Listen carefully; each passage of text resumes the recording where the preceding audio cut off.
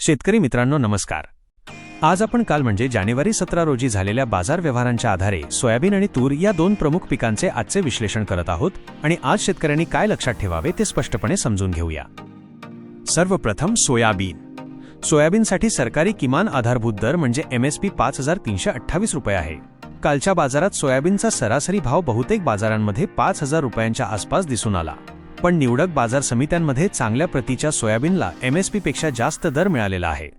काल वाशिम बाजारात सोयाबीनला 6500 रुपयांपर्यंत सर्वाधिक दर मिळाला। त्यानंतर मलकापूर बाजारात 5500 रुपये आणि लासलगाव निफाड येथे 5380 असा दर नोंदवला गेला। यावरून आजचे चित्र असे आहे की सोयाबीन बाजार एकूण पाहता MSPच्या वर टिकलेला आहे, पण हा फायदा फक्त चांगल्या गुणवत्तेच्या कोरड्या मालालाच मिळतोय।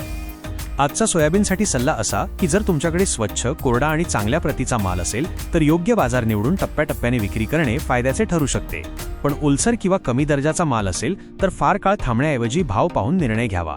आता पाहूया तूर पिकाकडे। तूर पिकासाठी सरकारी MSP 8000 रुपये आहे। कालच्या बाजारात तूरच्या बाबतीत चित्र थोडे वेगळे दिसून आले। अकोला बाजारात तूरला 8000 रुपये असा MSP दर मिळालेला आहे, पण इतर बहुतांश बाजारांमध्ये तूरचा सरासरी भाव 7000 ते 7500 या दरम्यान दिसून आला। मलकापूर, नांदुरा आणि वाशिम सारख्या बाजारांमध्ये भाव चांगले असले तरीही ते बहुतांशी MSP पेक्षा थोडे कमी किंवा आसपासच दिसत आहेत। याचा अर्थ असा की आजच्या स्थितीत तूर बाजार अजूनही पूर्णपणे मजबूत झालेला नाही आणि MSP दर सर्वसामान्य शेतकऱ्याला सहज मिळत नाही।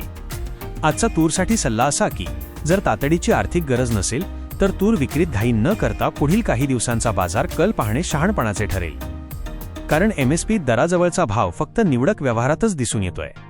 आता दोन्ही पिकांचा एकत्र विचार केला तर आजचे चित्र स्पष्ट आहे। सोयाबीन MSP पेक्षा वर पण फक्त गुणवत्तेच्या मालासाठी, तूर MSP असूनही सध्या बाजारात दबावात। म्हणून शेतकरी मित्रांनो, आजचा निर्णय फक्त भाव पाहून नाही तर कालच्या बाजार व्यवहारांवर आधारित विश्लेषण आणि तुमच्या मालाच्या गुणवत्तेनुसार घ्यावा लागेल। दररोजचा बाजारभाव आणि अशाच प्रकारचे प्रामाणिक विश्लेषण पाहण्यासाठी चॅनलला सबस्क्राईब करा। धन्यवाद।